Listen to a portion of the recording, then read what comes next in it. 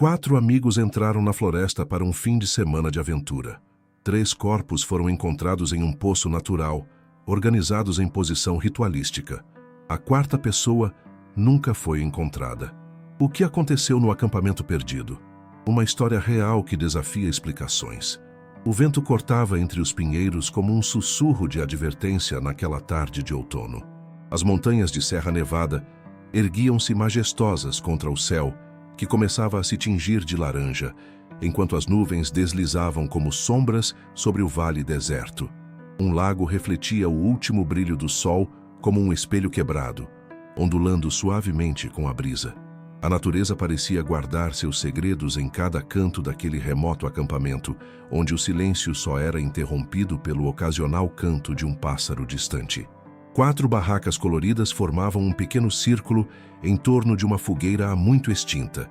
Dentro delas, mochilas abertas, sacos de dormir desarrumados, lanternas ainda com baterias, uma garrafa térmica tombada, seu conteúdo derramado na terra, um par de óculos de sol esquecido sobre uma pedra, uma câmera fotográfica com imagens do que parecia ser o início de uma aventura feliz.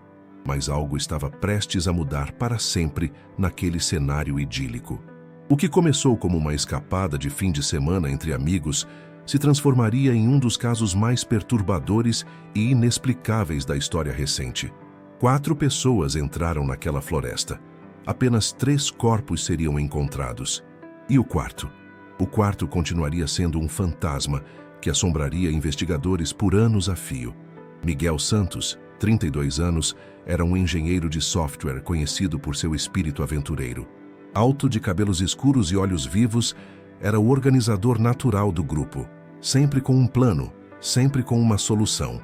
Sua esposa, Daniela Santos, 30 anos, professora de biologia, compartilhava sua paixão pela natureza. Com um sorriso contagiante e uma risada que todos reconheciam de longe, Daniela catalogava plantas e fotografava paisagens, transformando cada viagem em uma oportunidade de aprendizado. Miguel era metódico, organizado até demais às vezes. Ele verificava tudo 3 vezes antes de sair para qualquer lugar.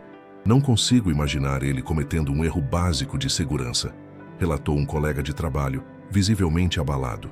O casal de amigos que os acompanhava era formado por Lucas Mendonça, 34 anos, advogado de uma firma respeitada, e sua namorada de longa data, Camila Ferreira, 29 anos, fotógrafa freelancer. Lucas era mais reservado, calculista, um contraponto ao entusiasmo de Miguel. Camila, por outro lado, era impulsiva e criativa, sempre em busca do ângulo perfeito para suas fotografias. Camila me mandou mensagem na véspera da viagem. Estava super animada para fotografar o nascer do sol nas montanhas. Ela disse que seria a viagem perfeita para reconectar com o que importa. Essas foram suas últimas palavras para mim, contou em lágrimas a irmã de Camila em um depoimento posterior. Os 4 formavam um grupo unido há mais de 5 anos.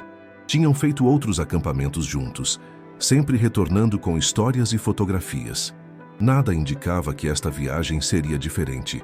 Nada, exceto talvez a escolha do local, mais remoto e desafiador que os anteriores, uma área conhecida pela beleza selvagem, mas também pelo terreno traiçoeiro e isolamento extremo. Uma semana antes da viagem, Daniela havia comentado com sua mãe: "Desta vez vamos para um lugar onde realmente podemos nos desconectar." Miguel encontrou um local onde nem mesmo o celular pega sinal. Vai ser libertador. Aquelas palavras inocentes na ocasião ganhariam um peso terrível nos dias que se seguiriam. Em 5 de outubro de 2023, uma quinta-feira ensolarada, os 4 amigos registraram sua entrada na trilha principal do Parque Nacional Sierra Nevada, na rota conhecida como Caminho dos Exploradores. O plano era simples: 3 dias de acampamento, retornando no domingo à tarde. O registro oficial marcava a entrada às 10h23 da manhã. Câmeras de segurança do posto de controle capturaram imagens dos 4, sorridentes e descontraídos, carregando mochilas e equipamentos de camping. A última pessoa que os viu foi Roberto Gomes, guarda florestal que verificou seus documentos e plano de rota. Eles pareciam bem preparados. O rapaz de óculos, Miguel, me mostrou um mapa detalhado e tinha marcado os pontos de parada. Comentei que a área que escolheram era isolada, e ele respondeu que era exatamente isso que procuravam, relatou Roberto durante a investigação. Os 4 seguiram a trilha principal por aproximadamente 4 quilômetros. Depois, conforme o plano registrado, desviaram para uma trilha secundária que levava ao Vale dos Ecos, uma área menos frequentada do parque. Um grupo de caminhantes cruzou com eles por volta das 14 horas daquele dia, na bifurcação da trilha. Seria o último contato humano confirmado com o grupo. Às 16h47, Miguel enviou uma última mensagem para seu irmão. Chegamos ao local. Vista incrível. Sinal fraco aqui. Voltamos domingo. Anexa à mensagem estava uma foto panorâmica de um vale verdejante com um pequeno lago ao fundo. O que aconteceu depois disso permanece envolto em mistério. Nenhuma chamada, nenhuma mensagem, nenhum sinal. O silêncio que caiu sobre o grupo foi tão completo quanto inquietante. O domingo chegou, e nenhum dos 4 retornou. Seus carros permaneciam estacionados no ponto de partida, sem sinal de movimento. Foi então que o alarme começou a soar.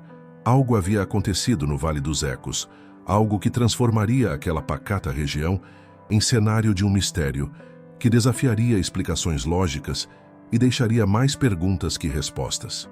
Na tarde de domingo, quando os 4 não retornaram no horário previsto, o irmão de Miguel, Antônio, entrou em contato com a administração do parque. Inicialmente não houve grande preocupação. Atrasos de algumas horas eram comuns entre campistas. Porém, quando a noite caiu e nenhum sinal dos 4 foi registrado, uma equipe de busca preliminar foi enviada para verificar as áreas próximas à entrada da trilha. Na manhã de segunda-feira, com os primeiros raios de sol, a operação ganhou força. 3 equipes de resgate, cães farejadores, um helicóptero e dezenas de voluntários entraram na floresta. A trilha principal foi vasculhada metro por metro, sem resultados. As condições climáticas eram favoráveis. Céu claro, sem chuvas recentes que pudessem ter causado deslizamentos ou enchentes súbitas. Foi uma operação extensa desde o primeiro momento. Cobrimos toda a área marcada no plano de rota deles, mas não encontramos nenhum vestígio imediato. Era como se tivessem simplesmente evaporado, explicou Carlos Mendes, coordenador da equipe de resgate. No terceiro dia de buscas, uma descoberta. A equipe encontrou o que parecia ser o acampamento do grupo. 4 barracas montadas, equipamentos espalhados, como se tivessem saído para uma caminhada curta e pretendessem voltar. Não havia sinais de luta, ataque animal ou qualquer perturbação violenta. Uma fogueira extinta, pratos com restos de comida, garrafas de água pela metade. A cena congelada de uma viagem interrompida. O mais perturbador, todos os celulares do grupo estavam lá, junto com as carteiras e documentos. Para onde quer que tivessem ido, foram sem seus pertences mais essenciais. À medida que os dias passavam, a frustração crescia. O perímetro de busca foi expandido para áreas muito além da rota planejada. Drones mapearam o terreno, equipes especializadas em resgate em cavernas e ravinas foram chamadas. Nada. Uma semana após o desaparecimento, as buscas intensivas continuavam, mas a esperança começava a diminuir. As famílias acampadas na entrada do parque viam cada equipe que retornava de mãos vazias com um desespero crescente. O mistério só aumentava, e com ele, as teorias sobre o que poderia ter acontecido com os 4 amigos nas profundezas daquela floresta aparentemente tranquila. E então, no 10º dia, veio a descoberta que mudaria tudo. Enquanto as buscas prosseguiam sem resultados concretos, teorias começaram a circular entre equipes de resgate, autoridades e a população local. A ausência de sinais de violência no acampamento descartava inicialmente a hipótese de um ataque de animal selvagem ou assalto. A presença de todos os pertences valiosos eliminava a possibilidade de roubo. Uma das primeiras teorias era a de que o grupo teria se perdido durante uma exploração. No entanto, Miguel era conhecido por sua meticulosidade em trilhas, sempre carregando GPS, bússola e mapas detalhados. Além disso, por que sairiam sem celulares ou equipamentos básicos de sobrevivência? Não faz sentido eles terem se afastado tanto do acampamento sem levar nada. Miguel tinha experiência, ele não cometeria um erro tão básico, argumentou Antônio, irmão de Miguel, visivelmente frustrado com as investigações. Uma segunda teoria ganhou força quando um morador local, José Oliveira, relatou avistamentos estranhos na região. Há luzes algumas vezes à noite naquelas montanhas, onde não deveria haver ninguém. Alguns aqui acreditam que existe um grupo isolado, vivendo nas cavernas, talvez foragidos. Nunca ninguém provou, mas os rumores existem há anos, contou José à polícia. A possibilidade de um sequestro por um grupo isolado foi investigada, mas nenhuma evidência foi encontrada. Não houve pedidos de resgate, nem sinais de habitação humana não catalogada na região. Uma teoria mais sombria surgiu quando os investigadores descobriram que Lucas, um dos desaparecidos, estava envolvido em um caso jurídico delicado, representando uma empresa acusada de crimes ambientais. Teria o desaparecimento alguma conexão com seu trabalho? Inimigos poderosos com motivos para silenciá-lo? Verificamos essa linha de investigação exaustivamente. Não encontramos qualquer conexão entre os casos em que Lucas trabalhava e o desaparecimento. Além disso, por que levar os 4? Explicou a delegada Marina Ferraz, responsável pelo caso. Entre os moradores mais antigos da região, histórias sobre o Vale dos Ecos começaram a ressurgir. Lendas sobre pessoas que ouviam vozes, chamando-as para dentro da floresta. Sobre buracos naturais no solo que levavam a sistemas de cavernas inexplorados.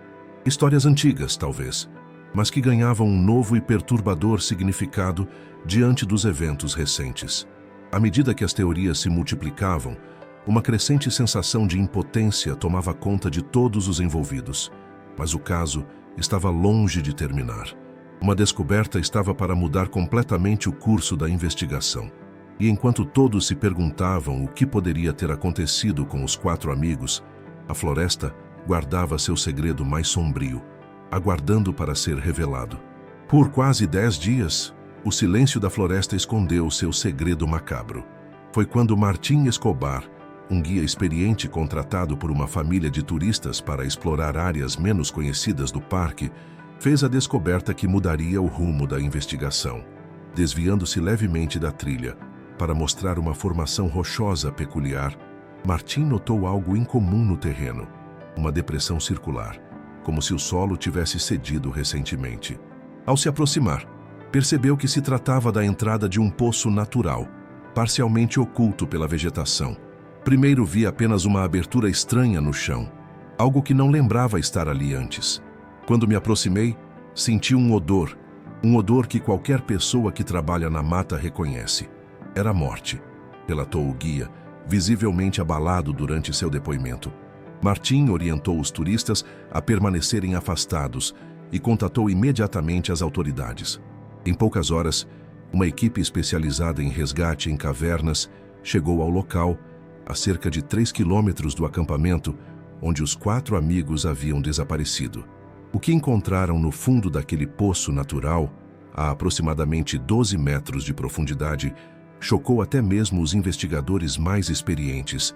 3 corpos, em avançado estado de decomposição, mas ainda reconhecíveis como sendo de 2 homens e uma mulher.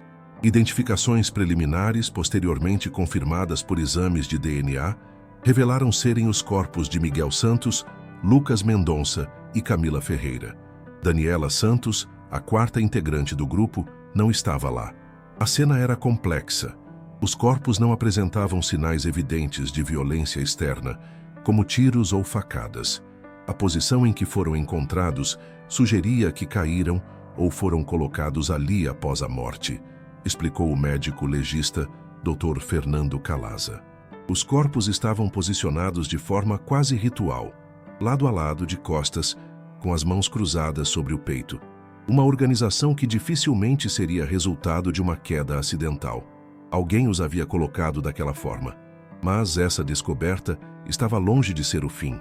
Pelo contrário, abria um novo capítulo no mistério, talvez ainda mais perturbador que o desaparecimento inicial. O que aconteceu com Daniela? Por que seu corpo não estava junto aos demais? Estaria ela viva?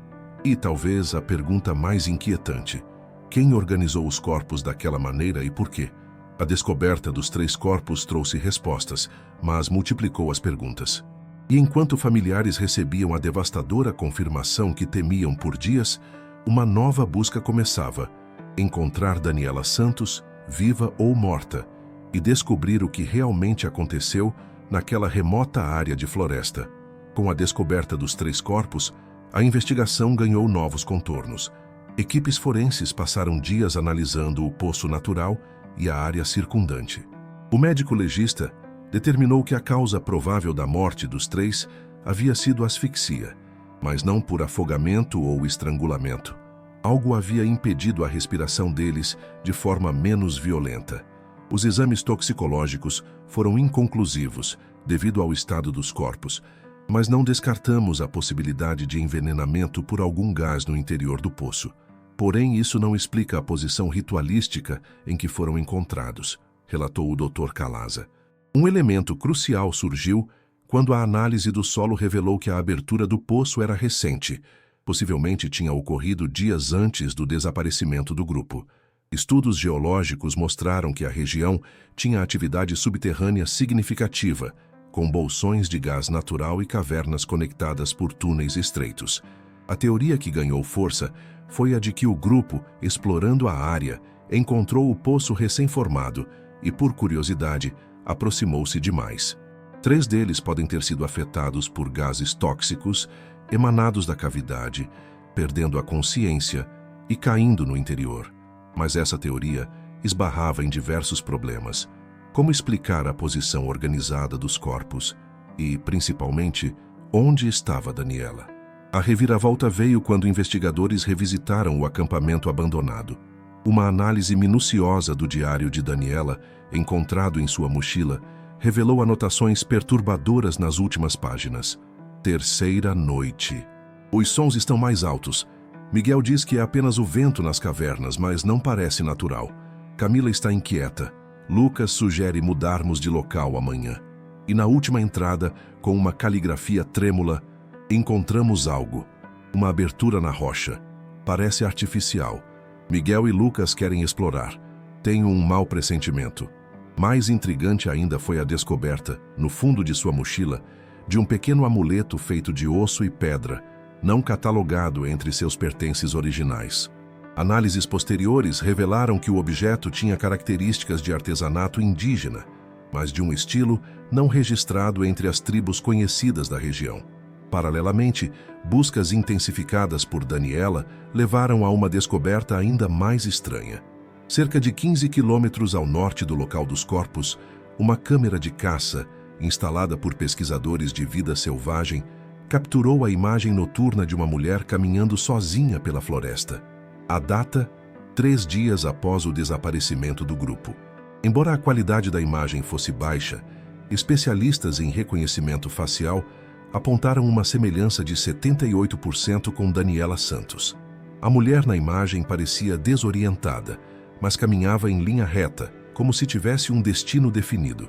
Não aparentava ferimentos visíveis e carregava algo nas mãos que não pôde ser identificado. Se for realmente Daniela na imagem, ela sobreviveu ao que quer que tenha acontecido com os outros.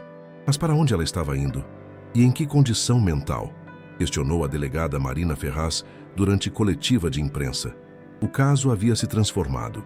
Não era mais apenas um desaparecimento, nem somente um múltiplo homicídio. Era um quebra-cabeça onde peças cruciais pareciam faltar, ou pior, não se encaixarem em nenhuma narrativa coerente. E enquanto as famílias dos 3 encontrados preparavam funerais, a família de Daniela vivia no limbo entre esperança e desespero. Estaria ela ainda viva, vagando pela floresta? Ou seu destino havia sido ainda mais sombrio que o dos companheiros? 2 semanas após a descoberta dos corpos, quando a investigação parecia estagnar, um homem de aproximadamente 60 anos apareceu no posto policial da cidade mais próxima. Identificou-se como Joaquim Silveira, um eremita que vivia nas montanhas há mais de 2 décadas. Sua aparência era de alguém que realmente vivia isolado. Barba longa, roupas desgastadas, pele curtida pelo sol e intempéries. O depoimento de Joaquim trouxe à tona detalhes que ninguém poderia ter inventado. Eu os vi naquela tarde. Os 4 estavam explorando perto das cavernas antigas. Observei a distância como sempre faço quando alguém se aproxima demais do meu território. Eles encontraram a abertura na pedra, a entrada que os antigos selaram por um motivo, relatou com uma lucidez surpreendente. Segundo Joaquim, o grupo havia descoberto a entrada de um complexo de cavernas que os habitantes originais da região consideravam sagrado e perigoso. Lendas locais que ele aprendera com um velho indígena anos antes falavam de ar que rouba a mente antes de roubar a respiração, possivelmente uma referência a gases tóxicos naturais. O homem de óculos, identificado posteriormente como Miguel, foi o primeiro a entrar. Depois o outro homem e a mulher de cabelos curtos o seguiram. A outra mulher ficou na entrada, hesitante. Então, aconteceu. Um tremor, pequeno, mas suficiente para causar um desmoronamento na entrada da caverna. Os três lá dentro ficaram presos, continuou Joaquim. De acordo com seu relato, ele se aproximou após o incidente e encontrou Daniela em estado de choque. Ela o viu e, aterrorizada, fugiu para a floresta, antes que ele pudesse explicar que queria ajudar. Tentei encontrar outra entrada para a caverna, para ajudar os outros. Existe uma, mais abaixo na encosta, que leva ao mesmo sistema. Quando cheguei lá, já era tarde demais. Eles estavam mortos, provavelmente pelo gás. Fiz o que pude. Organizei os corpos como meu povo faz, para que suas almas encontrassem o caminho. Confessou, referindo-se à posição em que os corpos foram encontrados. Joaquim afirmou ter visto Daniela novamente, dias depois vagando pela floresta. Tentou se aproximar, mas ela fugiu mais uma vez. A última vez que a avistou, ela caminhava em direção ao norte, para uma região ainda mais remota das montanhas. O relato de Joaquim, embora fantástico, coincidia com as evidências. A formação geológica do poço, a causa das mortes, as anotações no diário de Daniela, a imagem capturada pela câmera de caça. Porém, quando investigadores levaram Joaquim ao local dos eventos para a reconstituição, surgiu uma contradição significativa. O sistema de cavernas que ele descreveu existia, mas a entrada supostamente descoberta pelo grupo estava completamente soterrada, sem sinais de abertura recente ou desmoronamento. A memória às vezes me falha. Talvez não tenha sido exatamente aqui. Mas o que contei aconteceu. Eu juro pela memória dos antigos, insistiu Joaquim, visivelmente confuso. Exames psicológicos posteriores revelaram que Joaquim sofria de episódios de delírio, mesclando eventos reais com elaborações de sua mente. Sua condição levantou dúvidas sobre todo o seu testemunho. Teria ele realmente testemunhado o que aconteceu? Ou criou uma narrativa a partir de informações que ouviu sobre o caso? Mais perturbador ainda, teria ele alguma participação direta nos eventos, ocultada por sua mente fragmentada? À medida que a investigação se aprofundava nas palavras de Joaquim, o mistério sobre o paradeiro de Daniela continuava. A quarta pessoa do grupo, assim como a verdade completa sobre aquela tarde, permanecia desaparecida. 6 meses após a descoberta dos corpos de Miguel, Lucas e Camila, o caso do mistério do acampamento perdido havia se tornado uma referência nacional em investigações sem solução. Apesar dos esforços contínuos, diversas questões fundamentais permaneciam sem resposta. A mais evidente delas, o que aconteceu com Daniela Santos? Apesar de buscas extensivas que se seguiram ao depoimento de Joaquim e à imagem capturada pela câmera de caça, nenhum outro sinal dela foi encontrado. Nem corpo, nem pertences, nem qualquer evidência conclusiva de seu destino. Algumas teorias persistiam entre os investigadores. Daniela sobreviveu à tragédia inicial, mas desorientada pelo trauma, perdeu-se na floresta e sucumbiu a elementos naturais em uma área ainda não vasculhada. Ela encontrou seu próprio caminho para fora do parque, mas devido a trauma psicológico severo, desenvolveu amnésia ou escolheu deliberadamente desaparecer e começar uma nova vida. A teoria mais sombria, alguém além de Joaquim esteve envolvido nos eventos daquela tarde, e enquanto os 3 amigos morreram no local, Daniela foi levada por razões desconhecidas. O papel de Joaquim Silveira também permanecia nebuloso. Embora sua participação direta nos eventos não tenha sido comprovada, inconsistências em seu relato levantavam suspeitas. Ele foi mantido sob supervisão médica em uma instituição psiquiátrica, onde continuava alternando entre momentos de lucidez e confusão. Não podemos descartar nem confirmar completamente o relato de Joaquim. Elementos de sua história coincidem com as evidências, mas outros parecem fabricações. É possível que ele tenha realmente testemunhado algo, mas que sua mente tenha preenchido as lacunas com elementos fictícios, explicou a psiquiatra forense doutora Helena Monteiro. Outra questão sem resposta era a origem do amuleto encontrado na mochila de Daniela. Análises arqueológicas confirmaram sua antiguidade, estimada em pelo menos 200 anos, mas sua presença entre os pertences dela nunca foi explicada.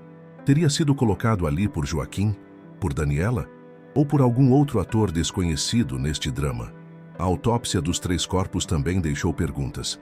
Embora a causa oficial da morte tenha sido registrada como asfixia por exposição a gases tóxicos naturais, certos detalhes dos relatórios indicavam peculiaridades.